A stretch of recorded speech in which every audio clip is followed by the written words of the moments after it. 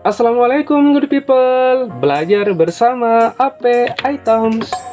Untuk pengembangan channel ini, jangan lupa subscribe, like, dan share sebanyak-banyaknya agar ada video-video pembelajaran selanjutnya. Terima kasih. Hai good people, kalian apa kabar semuanya? Semoga tetap mengikuti protokol kesehatan jika kalian sedang berada di luar rumah. Namun di masa pandemi ini, good people tidak mesti keluar rumah untuk belajar ya. Sama AP Item saja good people, kita sama-sama belajar untuk mengetahui sesuatu yang mungkin jarang dipublikasikan. Nah, kali ini kita akan menjelajahi sejarah klasik Indonesia. Tentunya sangat berhubungan dengan materi pembelajaran sejarah peminatan kelas 11 sekolah lanjutan tingkat atas. Tapi, bukan berarti good people yang sudah alumni langsung men-skip video ini ya. Bisa jadi melalui video ini, pengetahuannya langsung dipahami dan melekat pada ingatan good people. Dan suatu saat bisa jadi dimanfaatkan untuk ujian masuk di perguruan tinggi, pekerjaan, bahkan ujian untuk calon pegawai negeri sipil. Tidak ada yang tidak mungkin ya good people. So, let's study. Kerajaan maritim Islam di Indonesia. Setelah masuknya Islam, kerajaan-kerajaan maritim Islam akhirnya menggantikan kerajaan Hindu-Buddha yang pernah jaya sebelumnya. Kehidupan maritim itu tentunya menarik untuk diikuti. Sekarang, kita simak yuk penjelasannya. Di Indonesia terkenal dengan penduduknya yang mayoritas memeluk agama Islam. Dan Islam merupakan agama yang memiliki pengaruh besar dalam kehidupan masyarakat hingga masa kini. Masuknya Islam ke Indonesia belum diketahui secara pasti. Banyak yang berpendapat masuknya Islam tidak lepas adanya jalur perdagangan di Selat Malaka. Sejarah masuknya Islam itu ada 3 teori good people. Dibawa oleh pedagang Gujarat, lalu diikuti oleh pedagang Arab, kemudian Persia. Namun terlepas dari kedatangan mereka berdagang, mereka menyebarkan agama Islam ke tempat mereka berlabuh di seluruh Indonesia. Banyak yang berspekulasi jika Islam itu masuk ke Indonesia di abad ke-7 atau 8, jika ditahunkan antara periode 601 hingga 700 Masehi. Ini dibuktikan dengan adanya jalur perdagangan yang bersifat internasional. Bahkan berita dari Cina pada zaman dinasti Tang pada 674 Masehi, orang-orang Arab sudah mendirikan perkampungan di pantai barat Sumatera. Dilansir situs Kementerian Pendidikan dan Kebudayaan, pada waktu Kerajaan Sriwijaya mengembangkan kekuasaan, terjadi sekitar pada abad ke-8, dan para pedagang muslim pada saat itu sudah singgah di Indonesia untuk melakukan transaksi berdagang, good people. Berdagang dengan cara mendakwah, seperti penyebaran di Tanah Jawa yang dilakukan oleh para wali songo. Merekalah sang pendakwah dan sang ulama yang menyebarkan Islam dengan cara pendekatan sosial budaya. 7 kerajaan Islam di Indonesia.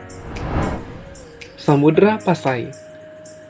Sabang, Pulau Sabang ada di Aceh. Lokasi kerajaan Islam pertama di Nusantara bernama Samudra Pasai. Berdiri sejak tahun 1128 dan terletak di pantai timur Sumatera. Didirikan oleh Marasilu atau Sultan Malik As-Saleh dan mencapai puncak kejayaan dipimpin oleh Sultan Malik Al-Zahir. Samudra Pasai berkembang sebagai kerajaan maritim karena didukung kawasan Selat Malaka yang strategis. Gak heran good people, hal ini membuat Samudra Pasai banyak dijadikan tempat singgah dan menetap oleh banyak pedagang. Perdagangan merupakan bagian dari kehidupan ekonomi Samudra Pasai good people. Untuk mendukung perekonomian, masyarakat Samudra Pasai menggunakan alat tukar yang disebut dramas berupa koin dinar emas sebagai alat pembayaran resmi. Good people juga pasti pada tahu Serambi Mekah. Julukan ini diberikan kepada masyarakat Aceh sejak masa kerajaan Samudra Pasai. Dan julukan itu sampai sekarang masih melekat pada warga Aceh ya good people. Ini diberikan karena kehidupan sosial masyarakat menurut hukum Islam memiliki kesamaan dengan Arab. Hingga saat ini, jejak warisan budaya masih bisa ditemui dengan beberapa peninggalan makam tokoh penyebar Islam, seperti nisan makam Sultan Malik As-Saleh dan yang lainnya. Namun kerajaan ini runtuh ketika digantikan oleh pelabuhan-pelabuhan baru di Semenanjung Malaya. Hal ini menyebabkan kemunduran ekonomi Samudra Pasai, ditambah dengan Portugis yang menguasai dan memonopoli Malaka. Kerajaan Aceh. Di wilayah Aceh juga berdiri kerajaan lainnya, namanya Aceh Darussalam. dan didirikan oleh Sultan Ali Muayyad Shah pada abad ke-16. Pusat kerajaannya berada di ujung utara Sumatera yang kini merupakan Kabupaten Aceh Besar. Kerajaan Aceh berkembang menjadi kerajaan besar sejak Portugis menguasai Malaka, dan banyak pedagang muslim berpindah ke Aceh. Pada masa pemerintahan Sultan Iskandar Muda, Aceh Darussalam mencapai kejayaan. Wilayah kekuasaan Aceh mencapai wilayah-wilayah yang saat ini berada di Sumatera Utara, Riau, hingga Jambi. Kekuatan Angkatan Laut Aceh yang tangguh ketika masa Sultan Iskandar Muda mengkhawatirkan Belanda dan Inggris yang ingin menguasai Selat Malaka. Dan bagai kehilangan induknya, good people, Aceh mengalami kemunduran setelah Sultan Iskandar Muda wafat. Pengaruh Belanda dan Inggris mulai mengusik Aceh dengan menguasai wilayah-wilayah kerajaan Aceh. Pada tahun 1873, Belanda menyatakan perang terhadap Aceh. Kegigihan rakyat Aceh mampu menahan serangan Belanda hingga awal abad ke-20. Salah satu bukti kejayaan Kesultanan Aceh adanya Masjid Raya Baitur Rahman yang dibangun oleh Sultan Iskandar Muda pada tahun 1022 Hijriah atau 1612 Masehi. Kerajaan Demak. Tahukah good people, kalau Demak merupakan kerajaan maritim Islam pertama di Jawa loh? Demak berdiri di abad ke-16 dan berlokasi di Kabupaten Demak, Jawa Tengah. Didirikan oleh Raden Patah sebagai raja pertama dan mencapai puncak kejayaan pada masa Sultan Trenggono. Hingga kekuasaan Demak meluas ke Kalimantan Barat, Palembang, Jambi, sampai Banjar. Saat itu, Sultan Trenggono pernah mengutus pasukan yang dipimpin oleh Fathahillah untuk menguasai pelabuhan Sunda Kelapa yang pada saat itu berada di bawah kekuasaan kerajaan Pajajaran. Usahanya pun berhasil menguasai Sunda Kelapa yang diberikan nama Jayakarta.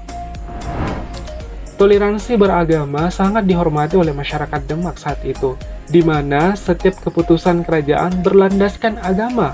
Bahkan sistem musyawarah sudah diterapkan dalam kehidupan sehari-hari dalam menghadapi beragam permasalahan untuk diselesaikan secara damai dan mewakili kepentingan semua pihak. Tahu nggak good people? Tradisi yang selama ini dilakukan oleh orang tua kita, seperti upacara selamatan, yasinan, baca-baca ketika hari raya, itu adalah akulturasi tradisi Islam dan tradisi masyarakat Jawa. Jadi, kita sudah paham asal-muasalnya ya. Kerajaan Banten. Di ujung barat Pulau Jawa, Kerajaan Banten berdiri sekitar tahun 1552.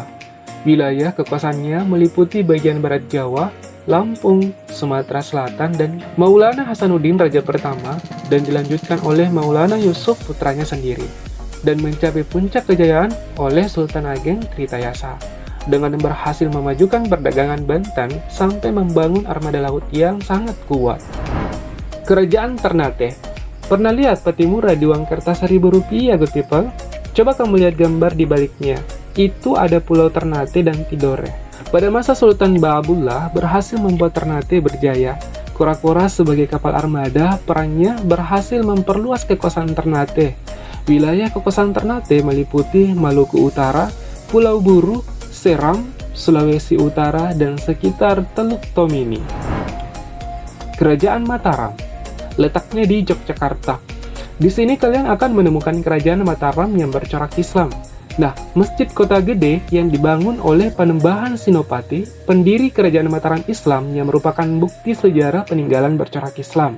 Kerajaan ini mencapai puncak kejayaan ketika diperintah oleh Sultan Agung yang mampu menyatukan tanah Jawa dan sekitarnya, termasuk Madura.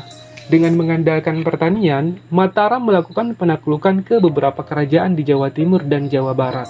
Penarikan upeti dari wilayah-wilayah kekuasaan penghasil beras membuat perekonomiannya berkembang dengan cepat.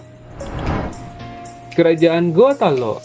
Kita ke Sulawesi Selatan, good people. Sekarang kita ada di Makassar. Terus kerajaan Gotalo di mana? Slow, good people, slow. Ayo kita ke Kabupaten Goa. Sultan Alauddin merupakan raja pertama yang beragama Islam.